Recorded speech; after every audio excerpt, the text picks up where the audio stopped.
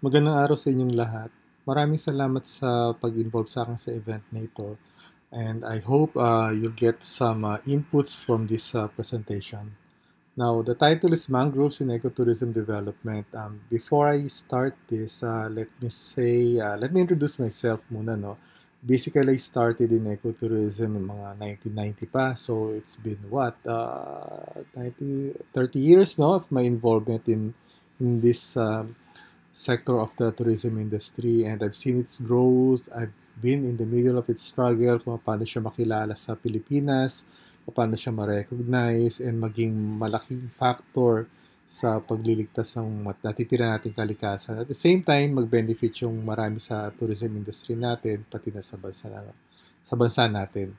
So, let's start with this one, no? Mangroves in ecotourism development. Magandang topic, and then I guess marami kayong mapupulot dito. Now, unang-una, let's start understanding what mangroves are, no?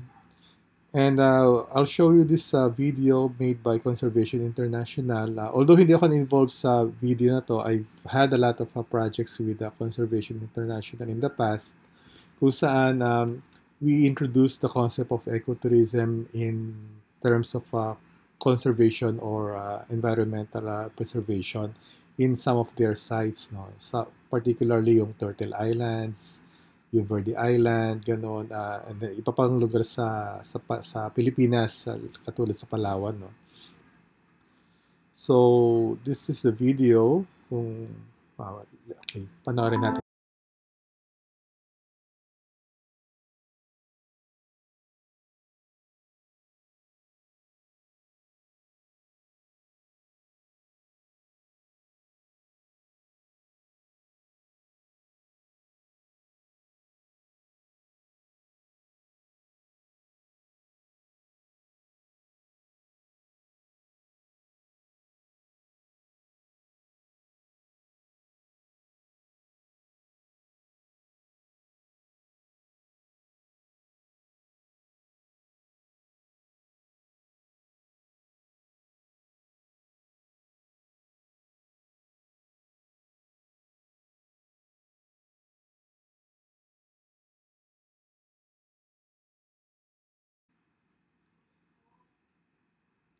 Okay. So, palagi natin nakikita yung ano na yan, di ba? Yung argument na yan na kung saan yung mangroves help protect the coastline, nililigtas na yung marami, yung nangyari yung malaking tsunami noon, nailigtas yung ibang communities dahil may mangroves. Pero alam ba natin yung science kung bakit naililigtas ang mangrove ang isang community, no?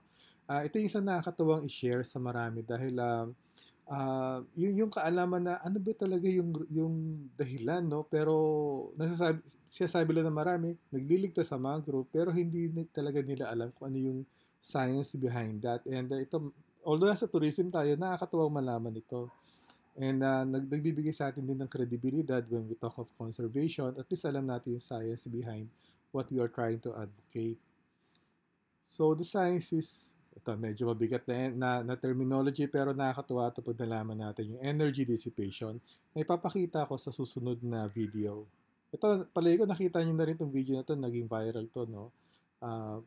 From time to time, lumalabas siya sa mga Facebook feeds, ganon.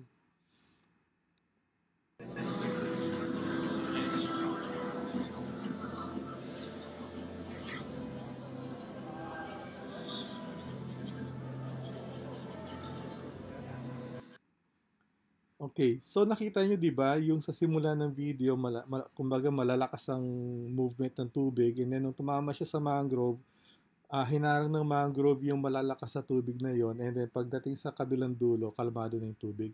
Yun yung energy dissipation. Ang nangyayari nun, yung mga trunks, yung mga katawan ng mangrove, tsaka yung marami niyang dahon, yung napakaraming dahon, bawat isa sa kanila, tumatama doon yung tubig at unti-unting nagdi-dissipate o nababawas yung energy ng tubig, ng wave. Kaya pagdating sa dulo, halos kalmado na yung tubig. Yun yung isang napakagandang kumbaga lesson na binibigay ng mangrove sa atin in terms of conservation. And that's the science behind kung bakit napoprotektahan ng mangrove ang isang community.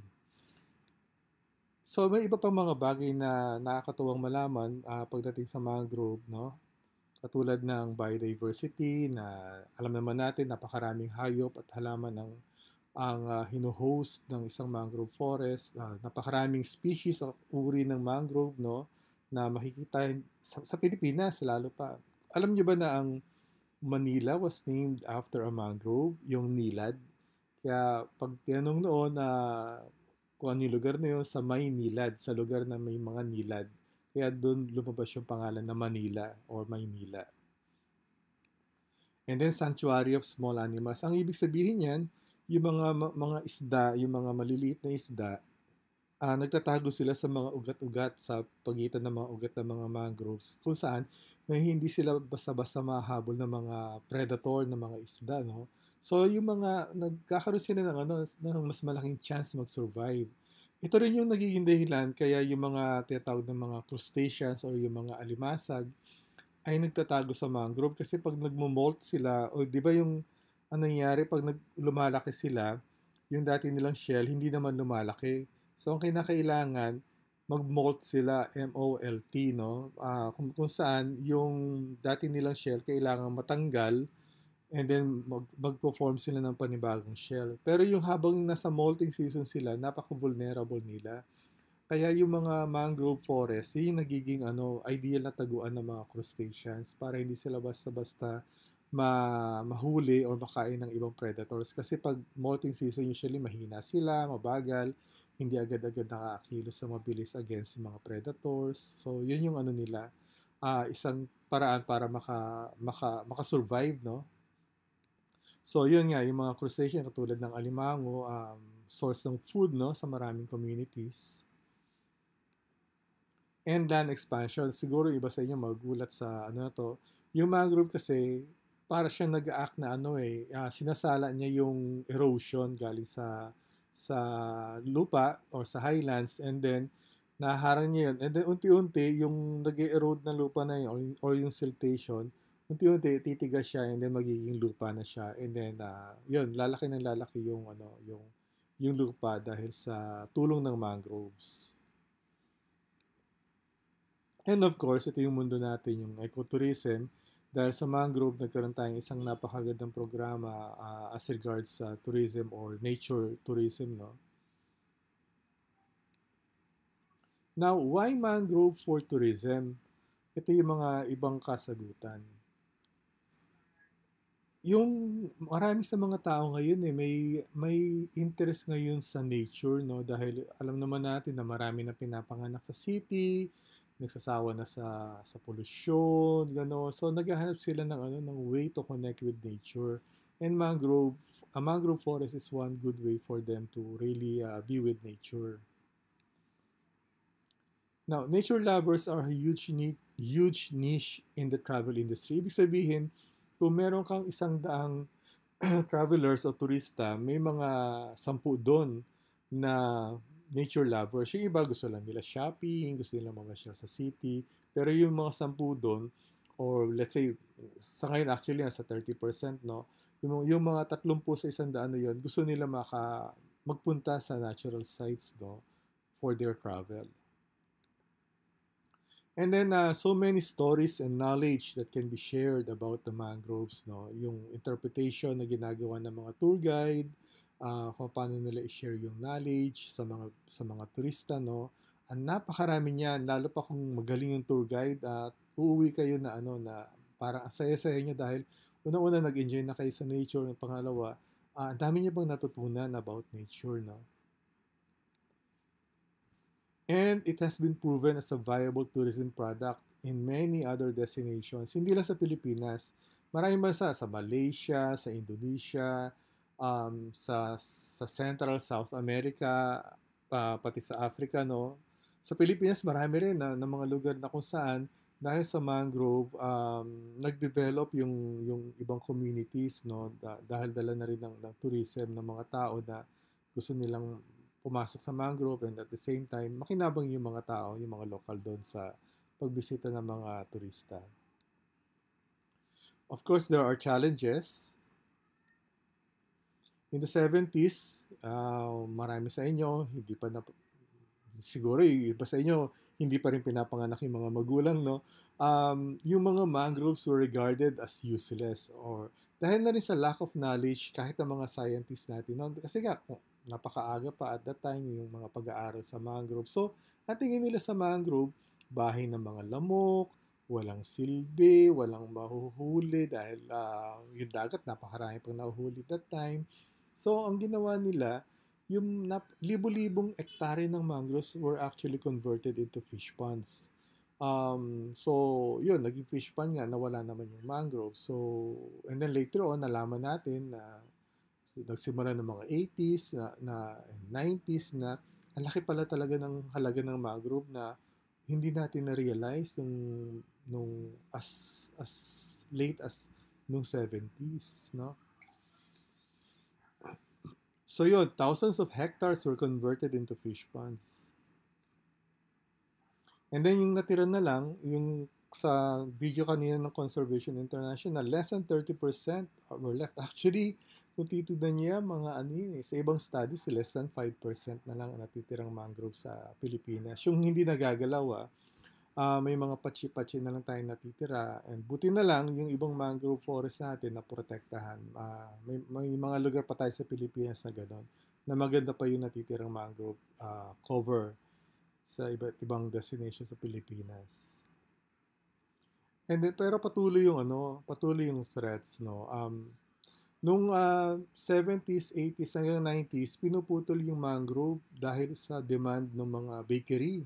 Kasi napakagandang kahoy ng bakawan, yung Tagalog ng mangrove, no, para ipanluto ng ng tinapay sa mga pugon nila.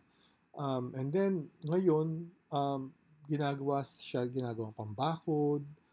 And then, dumating yung time na kinukuha yung mangrove, lalo pa yung balat niya na pang kulay ng maong, ganoon. Pero medyo bumaba na yun. Although, kinukuha pa rin yun for yung pangkulay ng ng damit, no. Um, pero ngayon kasi kumbaga, unti-unti nagiging rare na ang totoong kahoy sa nakakalungkot isipin, pero totoo ito, nagiging rare na yung totoong kahoy sa Pilipinas na nagbibigay ng mas malaking halaga ngayon sa mga forest katulad ng mangrove, no? So, dahil matibay talaga yung mangrove eh. Kumbaga, ngayon maituturing na primary wood yan eh. Na pang construction. Mahal na ang cost ng mangrove. So, patuloy talaga yung threat, no, sa pagputol sa mga natitirang mangrove forests natin. Now, yung sa tourism challenge, ito medyo nakakatuwa to. Um, okay. Mangrove forests are usually monotone. Usually green lang siya. Wala siya masyadong hindi siya katulad ng autumn leaves na iba-iba yung kulay. Hindi siya katulad ng nara na nagiging magandang yellow yung bulaklak o banaba na nagiging violet yung bulaklak. Ito talaga karamihan ng mangrove forest natin green lang, no? And then yun nga, kapag monotone na boring yung isang lugar, parang wala, isa lang yung nakikita mo eh. Kung tumingin ka sa kaliwat kanan, isang shade ng green, walang masyadong challenge no visually. Now, the key really is yung knowledge ng guide, tsaka yung skills ng guide. Imagine mo, tititig ka sa isang puno ng mangrove and walang magsasabi sa'yo, walang mag-share sa'yo kung ano yung tungkol sa puno na yon, ano yung value niya, di ba? Ano yung mga trivial information tungkol doon. Wala, isang pangkaraniwang puno lang yon. Pero kung napakagaling ng guide, pwede kayong tumayo sa harap ng puno for 30 minutes and then magkakwento yung guide and then you will be amazed, no, by the amount of information na maririnig mo. Lalo pa kung yung guide, let's say may baong binoculars, hindi yung tuturo lang daliri. Like pag may binoculars ka, may tuturo niya yung mga maliliit na fiddler crab, yung maliliit na talangka na malaki yung isang pansipit na parang kumakaway-kaway. Pagka wala kayong binoculars, walang dating yan. Pero pag nakita nyo sa binoculars, ang ganda-ganda nilang tignan. So, yun yung value ng mangrove. Pag may mag-guide sa inyo, at kung may facilities such as boardwalks. Kasi ang mangrove, napakahirap butasin na napakahirap pasukin. So kung may boardwalk, dun yung makikita talaga yung ganda ng isang mangrove forest, no? And then yung guide, dun siya makakagawa ng maraming kwento while you are walking over the boardwalks. Now, yung development naman, ang isang challenge, dapat hindi siya parang highway lang. Kasi pag parang highway, parang ano yan eh, nagdadrive ka sa isang napakahaba expressway na, yun nga, boring siya, ano yun eh, ganun ng ganun, no? Ang maganda niyan, ginagawa niyo ng mga paliko-liko, ganun, para mas, nagbabago yung paningin ng tao. Minsan nga, hindi mo dapat putulin yung mga overhang ng mga branches, mangyari yan, dapat yuyuko yung mga tao para may, alam mo yun, masira yung monotone of walking on a flat boardwalk. And then, magiging, kumbaga, varied yung activity or experience mo or ng turista while walking on the boardwalk. Now, pwede ka rin sumakay ng bangka while in the middle of a mangrove forest, lalo pa yung mga malalaking forest. Meron yan sa Palawan, meron yan sa Siargao, na kung saan, makikita niyo iba't ibang klase ng mangrove. Maraming klase ng mangrove actually. Meron parang puno, meron parang shrub. So, kapag magaling ang guide talaga, may ikakwento niya yung mga mangrove. Merong mangrove na babae, merong mangrove na lalaki, ganun. Yung ibang guide, sasabihin nila, yan, mangrove na bakla o mangrove na bading kasi hindi siya babae, hindi siya lalaki, ganun. Pero ibang guide na magaling technically, mangrove na ba to yun? Hindi yun, ano. Alam mo yun, yung mga dadaanin nila sa mga kwento. Pero totoo, no, na hindi yung mga inventong kwento. And then, kaya nilang isalya towards scientific information na kumbaga akma sa mga pangkaraniwang tao or mga turista. So, it could be as close as this to nature, na sasakay ka ng kayak. Ito, ginawa namin ito sa Bohol, yung ganitong activity. Minsan nga, kahit gabi, dahil yung mangrove, minsan may mga colony siya ng mga fireflies, gano'n. May ibang activity na ginawa sa Bohol at Cebu. Sa Cebu walang mangrove doon eh, pero sa Bohol, yung moonlight kayaking in the middle of a mangrove forest, ganun. So, maraming pwedeng gawing activity, hindi lang yung sa boardwalk, no? So, ito yung ibang yung mangrove ecotourism sites. Yung sa Palawan, sa gilid ng Underground River National Park, yan, nakabangka kayo niyan. Yung mga matataas na puno ng mangrove, minsan makikita kayo ng sawa, na busog, kakain lang ng isang iba-ibang klaseng ibon, gano'n. Safe naman yun, kasi sawa na, malayo eh. So, at least, alam mo yun, yung dating ng nature sa'yo na talagang very raw, totoong nature, hindi yung para ka na nanonood sa zoo, no? Yung Del Carmen sa Siargao Island. So, pag napunta kayo ng Siargao, mayroong isang lugar doon na napakalaking mangrove forest na kailangan nakasakay kayo sa bangka para maikot nyo. May mga buhaya rin reported, pero syempre, usually mga wildlife naman, kagaya ng buhaya, takot naman yun sa mga tao eh. Hindi yan katulad sa pelikula na nangahabol ng tao. Yung wildlife, first and foremost, mas takot sila sa tao, no? So yun yung dapat nating tandaan. Subic sa Zambales, isa to sa mga naunang mag-develop ng mangrove tourism. Nagtayo sila ng na boardwalk dun sa mangrove forest nila. Yung sa Sohoton, sa Samar, ito may maganda rin silang mangrove maliban sa kuweba, no, na puntahan talaga ng mga tao. Yung sa Kalatagan, merong isang lugar dito na active yung mangrove planting. So, hindi kung ikaw yung turista, lalo pa kung estudyante o kayo yung sa kumpanya, para mas may meaning yung biyahe nyo, pwede kayong mag-organize ng mangrove planting activity. Kasi ano yun eh, ang mangrove usually madali siyang mabali pag bata pa dahil yung mga seaweeds o kaya minsan yung mga plastic na pollution, sumasabit siya sa mga maliliit na mangrove na halaman and then nababali sila. So continuous talaga yung pagtanim ng mangrove, no, sa maraming lugar, hindi sa lahat, no, sa maraming lugar para mag-survive yung mangrove forest. Ito yung malapit sa atin, yung Las Piñas, Parañaque Ecotourism Site. So, madali lang puntahan yan. Mas sikat siya actually sa bird watching. Pero pagka nandun ka na, makikita mo na na ang laki pala ng role ng mangrove forest doon para mag-survive yung maraming ibon, libo-libong ibon na dumadayo sa Pilipinas pagka migration season ng mga migratory birds. So ito yung sa Del Carmen, kung saan, yun nga, sasakay kayo ng bangka para mapuntahan niyo yung mangrove forest, no? And then, maraming lugar na hindi lang actually yung mangrove ang pupuntahan nyo, kundi marami siyang kadikit na mga attractions. Tulad dito yung um, lagoon, no, sa Del Carmen, kung saan pagkatapos ng mangrove tour, and then pwede mong puntahan to for another pampadagdag ng quality na experience, no, on your travel. Now, kailangan mo ba ng malaking area for mangrove for ecotourism? Yan kasi ang palagi pananaw eh. We need hundreds of hectares or thousands of hectares.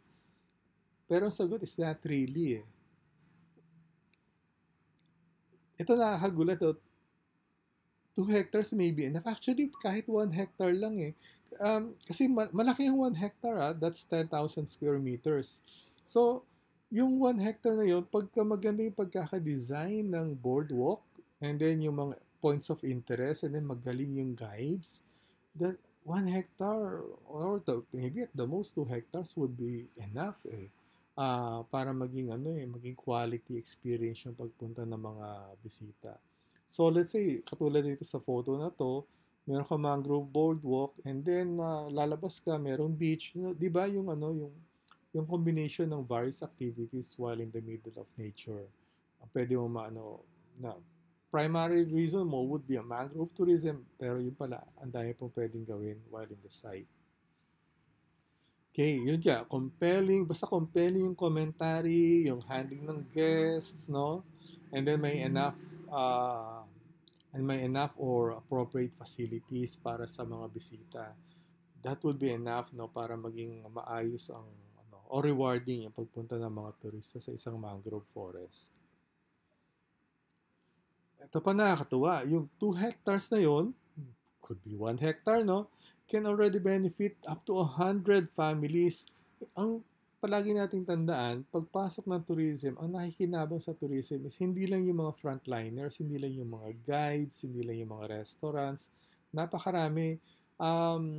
Yung mga nanguhuli ng pagkain para ibenta sa turista at ibenta sa community at pagkain nila, di ba? And then at the same time, dahil maganda yung coverage ng mangrove or cover ng mangrove, mapoprotektahan yung community nila in case magkaroon ng natural disasters, no? Or minsan nga hindi disasters, yung tinatawag tayo ng biglang lalakas ang alon na walang dahilan, and then may mga bahay na masisira. Medyo, actually, hindi natin alam, medyo, hindi yan, nangyayari talaga yan from time to time, no? In some coastal communities, no? Now, what is the future of mangrove tourism? As green areas dwindle, totoo ito. Noong 1930s, hindi mangrove ang forest cover ng Philippines, yung rainforest or pioneer or virgin forest sa Philippines was about 16 million hectares. That was in the 1930s. In the middle of 1990s, marami sa inyo hindi pa pinapanganak, it was down to 800,000 hectares. Kung titignan mo sa percentage yun, 5% na lang ng 16 million hectares ang natira nating rainforest. Rainforest yun. So yung mangrove, ganun din, no?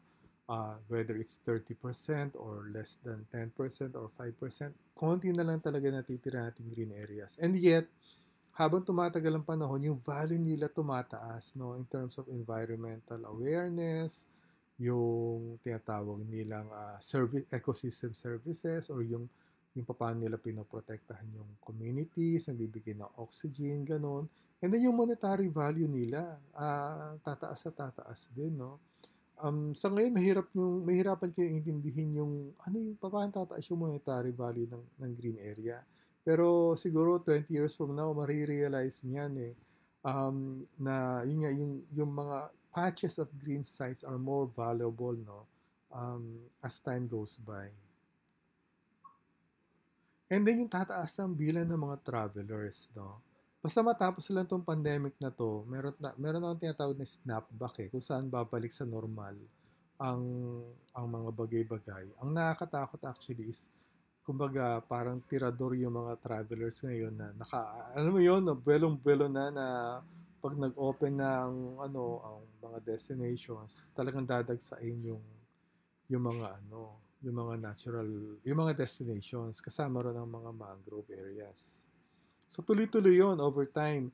Um, Lalo pa kung gumanda ang economy ng Philippines and tataas ang population. So tuloy-tuloy yung yung pagtaas ng travel market no sa Pilipinas. Hindi lang sa Pilipinas, sa maraming maraming bansa rin. And then ngayon actually yung tamang panahon yung there is a need to rightly plan the sites no para makontrol natin yung yung impact ng tourism when everything goes back to normal. Actually may mga projects ako ngayon na nasa ganung stage kami. Kumbaga nire-ready namin yung mga destinations para pagdagsa uli ng mga tao is mas kaya ng kontrolin yung yung bilang ng mga bisita. At the same time, hindi lang para protektahan yung yung sites kundi para rin i-ensure yung quality ng experience ng mga bisita. Kasi naman nag-ipon sila ng maraming pera, 'di ba? Nagtipid sila. And it's just right na we deliver yung what they really deserve no in terms of a destination or quality of the destination. And then of course, pag mas maraming mangrove sites are open for ecotourism, mas marami ang nakakaalam about the environment. And then they become more environment conscious, hindi lang yung mga turista, kundi pati yung mga locals, no? Mas maintindihan nila bakit dapat nilang protektahan yung mangrove at hindi putulin, di ba? So yun, the more people know about the environment, the more environmental champions we can have, no? We can generate. So yun, I hope you really appreciate this short presentation no? At then maging kumbaga mas maano natin yung role ng tourism or yung tourism sector not only for the economy of the country or the communities no kundi para rin pa sa maging part tayo ng environmental consciousness and conservation sa community natin as sa Pilipinas. Okay? Maraming maraming salamat. And I hope may take away kayo sa presentation na to. Thank you very much.